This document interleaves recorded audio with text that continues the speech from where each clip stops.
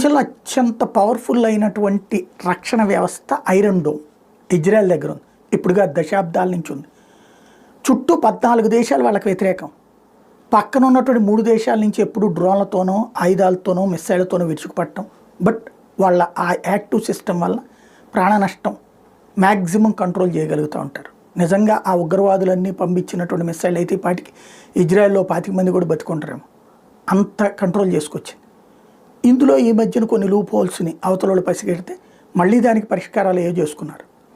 ఆ తర్వాత అత్యంత powerful air defence system Russia దగ్గర S-400, S-500 కూడా చేశారు. ఇంకా అది క్లారిటీ రావాల్సి ఉంది, సెట్ చేస్తున్నారు, టెస్ట్ చేస్తున్నారు. అమెరికా దగ్గర ఎయిర్ డిఫెన్స్ సిస్టమ్ ఉంది, చైనా దగ్గర ఎయిర్ డిఫెన్స్ సిస్టమ్ ఉంది. చైనా అవి తీసుకొచ్చి పాకిస్తాన్కి అమ్మింది. ఇప్పుడు ఫెయిల్యూర్ అని తేలింది. ఎందుకని మనం కొట్టిన దెబ్బకి 5 దెబ్బతిన్నాయి. అమెరికావి ఇక్కడ పరీక్షించలేదు.